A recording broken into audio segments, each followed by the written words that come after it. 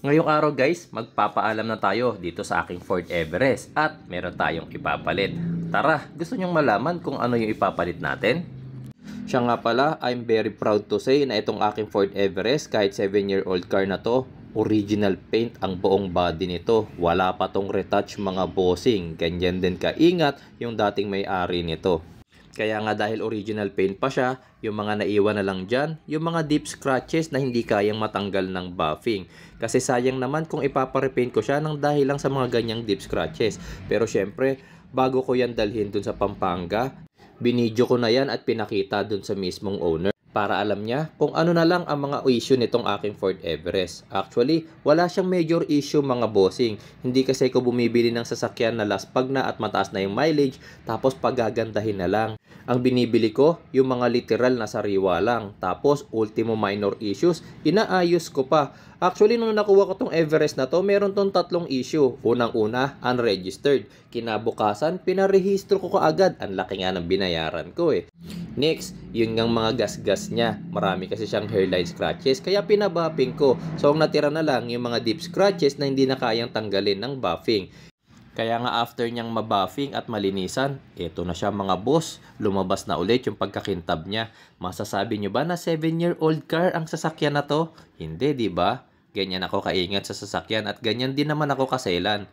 And the third one, yung kanyang seat panel na basag. Mahal din yan mga boss, nasa 3 plus din or almost 4,000 din yung seat panel na yan. Tapos DIY ko na lang ginawa. Pag pinagawa niyo yan sa iba, malamang nasa 2,000 pa ang installation niyan. Usually, ang side seat panel na to nasisira kapag medyo malaking tao ang umuupo tapos medyo hirap silang bumaba.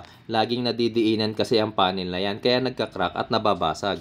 Tapos kung mapapansin nyo pala, meron pang seat cover itong Everest na to. Tinanggal ko na rin yung seat cover na yan kasi mas maganda ang original seat cover ng Everest mga bossing. Original leather seat kasi. Hindi rin ako nagbebenta ng sasakyan na marumi ang engine bay tapos dugyot yung interior. Tignan nyo naman, bago ko i-deliver yan sa mismong owner, ang linis ng engine bay mga bossing. DIY lang yan mga boss, pero kung sa labas nyo yung pinagawa, mahal din. Ito, ipakita ko sa inyo yung itsura niya before ko siya i-detailing. Kung makikita ninyo, ang dumi ng loob, di ba? Hindi naman dugyot yung dating may-ari. Pero syempre, dahil nga ginagamit din yung sasakyan na to, nadudumi-dumihan din yan, lalong-lalo na yung mga deep dish mat na ganyan. At yan yung dati niyang seat cover na pangit. Ito naman yung itsura ng kanyang engine bay na sobrang maalikabok. Actually, hindi naman yan sign na pabaya ang dating may-ari. Hindi lang siguro talaga sila naglilinis ng engine bay. At common naman ang pagiging marumi ng engine bay sa lahat ng sasakyan. Kailangan lang talaga from time to time naglilinis ka. Oh, skip ko na kung paano ko pinaganda yung engine bay at interior nito ha. Panoorin nyo na lang, may video naman ako niya nung nakaraan. Pinakita ko lang muna sa inyo kung anong pinagdadaanan ng lahat ng sasakyan na binibili at binebenta ko. Hindi ako yung bili-benta.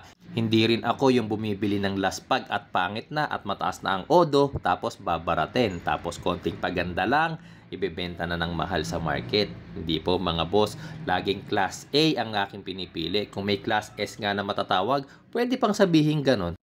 Maaga kaming bumiyahe ni Mrs. ngayong araw papuntang Pampanga dahil meron tayong client na interesado dito sa ating Ford Everest. Yes, gusto niyang bilhin yung ating Ford Everest Titanium 4-wheel drive. Ito yung top of the line variant. Kaya kahit masama ang panahon, tara, punta na tayo ng Pampanga. Kaya nung dumating kami ng Pampanga, ayan na yung itsura niya, ang dumi na. Baka sabihin kasi ng iba, ang dugyot mong sailor, hindi mo man lang nilinisan. Pagdating natin ng Pampanga, chinek agad ng client yung ating Everest. Actually, ang kausap ko nga pala dyan is yung husband ni ma'am. Nasa Middle East po kasi siya. Tapos, yung kapatid na lang niya at si ma'am yung nag-check ng ating Everest. Pasensya na, marumi ha. Actually, malinis na malinis siya nung dinala ko dyan. Kaya lang, syempre umuulan. Nakita nyo naman sa video kanina, di ba? Kaya dumumi siya ulit ng ganyan. Ito yung plano nilang i-trading sa atin. Ayan. Parang ang gusto kasi nila bossing, mag-upgrade sila ng SUV kasi i-trade ko ano nila. Oh, nakatito tero rin sila. Tagayan natin. Dito.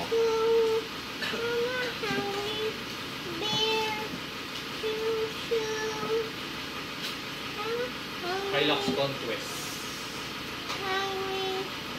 Anong variant? Conquest G.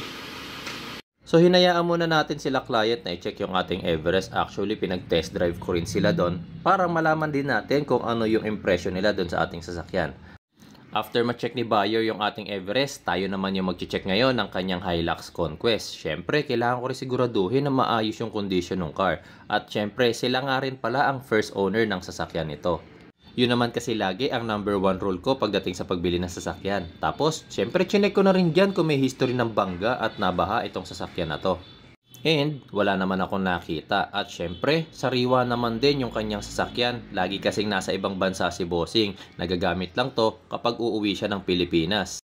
Hindi rin natin pinalalampas ang pag-i-scan. Syempre, kahit na first owner ang ating binibiling sasakyan, kailangan thorough checking. Kung sa mga nagpapa-assist nga sa akin sa pagbili ng second hand car, maingat na maingat ako. Yung pa kayang mismong sasakyan na bibilhin ko, transparent din naman tayo kay client, kaya lahat ng nakita sa scanner, ipinakita rin natin sa kanila. Actually, wala naman nakita. Wala namang error code. Maayos naman yung condition ng kanilang Hilux. Mahalaga rin ang pag-check ng ilalim ng sasakyan. Dito kasi makikita natin kung may history ng baha at nabangga yung sasakyan. Tapos, importante rin na masilip natin kung merong mga leaks. Para kasi sa isang 5-year-old car, tapos 45,000 pa lang ang kanyang natatakbo, dapat wala pa tayong makikitang leaks dyan. Wala namang masyadong upgrade ang Hilux na to bukod dito sa roll cover, tsaka yung kanyang mga tires na pinalitan na ng Nitto Grappler. Hindi natin palalampasin yung pagkakataon na i-test drive din itong sasakyan na to. Hindi sapat ang inspection lang at scanning. Kailangan talaga lagi merong test drive and pumasa naman siya sa ating checking. Siya nga pala, tignan nyo naman yung kanyang interior. Ito pa pala yung naging upgrades ni Bossing, seat cover. Tapos, pinapakita ko lagi sa video ko kung ilan na ang mileage ng sasakyan. Kasi para malaman ninyo mga Bossing na never tayong nagpipitik. Kung ano ang odometer niya nung nabili ko, madadagdagan niya ng konti lang. Pero hindi yan mababawasan ng mileage mga boss. Ang number 1 motto ko sa pagbebenta ng sasakyan, di bali nang hindi makabenta, wag ko lang kayong dayain mga boss. Ayan, pinapakita ko pa sa inyo mga bossing kung ilan na yung kanyang current odometer. Wait lang natin.